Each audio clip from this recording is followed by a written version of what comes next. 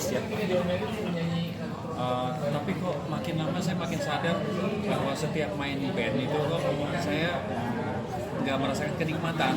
Saya cuma nikmat main piano, tapi begitu ditonton saya terganggu. Sekarang sebenarnya saya heran melihat anak saya Tristan dengan Mantra Futura bandnya gitu. Dia kalau main Kevin Aprilio kalau main, aduh, kok bisa ya? Dulu saya nggak bisa, kalau main piano tuh selalu pengen cepet-cepet selesai. Aduh, saya nggak nyaman gitu. Karena ternyata waktu itu saya nggak punya showmanship. Saya nggak pengen ditonton gitu ya.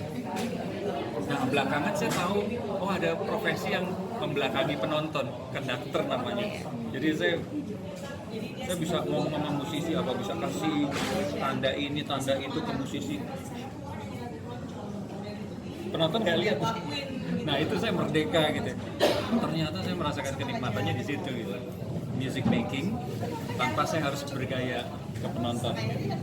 Nah, sejak itu sudah makin suka. Awal mulanya berarti itu tahun berapa? Apa itu? Tahun berapa sampai menjadi konduktor pertama kali? Kalau ngomong menjadi konduktor pertama kali ini aneh, lucu. Jadi tahun 83 saya dimintai tolong oleh pencipta lagu senior Titi Hamzah namanya untuk mengaransemen lagunya yang diikut sertakan untuk lomba cipta lagu internasional di Chili, Amerika Latin. Saya begitu bikin aransemennya, saya masih muda, masih anak kemarin lah gitu. Begitu selesai, Adi, saya nggak pengen kamu cuma aransemen, saya ingin kamu mimpin orkes di sana nanti.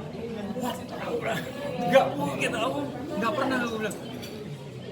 Nggak tahu, orang bilang dia punya kemampuan melihat ke depan gitu ya. Meskipun dulu sih bercanda-bercanda, tapi belakangan saya lihat banyak benernya gitu. Adi, saya melihat karir kamu di sini akan begini-begini. Serius banget gitu. Udah, akhirnya dia ancam, kalau kamu nggak mau, saya batalkan. Udah capek bikin aransemen, nggak dipakai gitu ya. Yaudah. Waktu itu ada Idris Sardi kan. Saya datang, almarhum Idris Sardi masih ada waktu itu. Mas Idris, kasih aku masukan dong, aku mesti gimana nih? Akhirnya di sana aku mimpin untuk pertama kalinya orkes Chili bawakan lagu itu. Dibawakan oleh Hetty Koes Endang. Internasional melawan Amerika, apa segala macam. Ternyata juara 3. Terus Hetty Koes Endang juara 1 sebagai penampil. Wah, sejak itu udah saya ada Percaya diri. Satu tekad gitu, ingin jadi konduktor. Oke, tapi pernah mengalami kegagalan nggak? Kegagalan yang fatal, alhamdulillah ya belum ya. Tapi kegagalan artinya saya pengen target ke sini, tapi kok enggak. Nah, itu sering lah. Saya kira nggak ada orang yang bisa menghindarkan kegagalan. Pasti orang ada pengalaman kegagalan biasa. Saya kok kalau di musik istilahnya orang bilang nggak ada matinya gitu. Tadi kapan kamu jenuh? Nggak pernah sih ngerasa jenuh di musik karena passion gitu. Kadang duitnya kecil, kadang nggak ada duitnya. Sering banget saya main untuk sekolah-sekolah, saya nggak mau terima duit malah.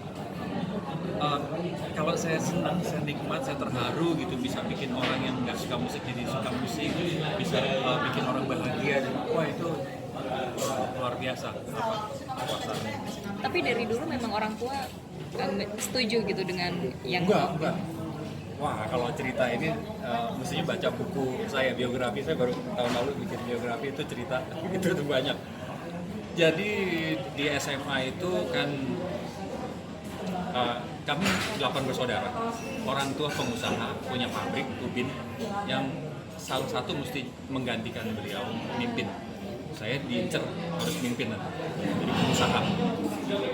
Dia pabrik ubin, yang ubinnya tuh ubin Sarina, Teraso tuh, Sarina di Tamrin, di Sahid Jaya, di Terminal 1, itu dari papa tuh yang bikin.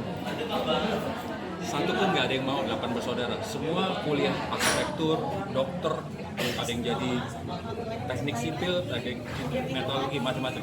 Saya nggak mau kuliah dan nggak mau menerusin pabrik ubin jadi pemimpin, nggak mau. Saya cuma pengen jadi musisi. Saya bilang, berantem lah saya sama bapak, kamu mau jadi apa gitu.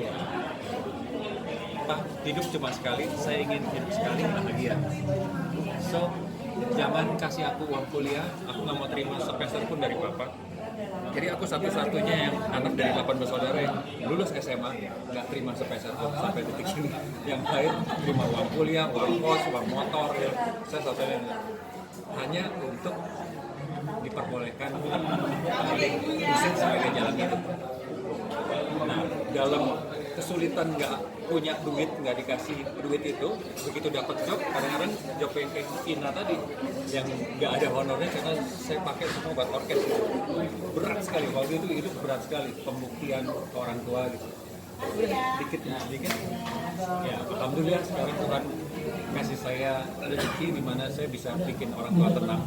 Kekhawatiran mereka bahwa menjadi musisi nggak bisa hidup, alhamdulillah saya dikasih kehidupan. Tapi Om, akhirnya pada saat itu akhirnya orang tua melihat nih anaknya seperti ini saat sekarang gitu, mungkin seperti apa sih Om? Alhamdulillah mama bangga. Bangga simply nggak mengkhawatirkan yang dikira. Om.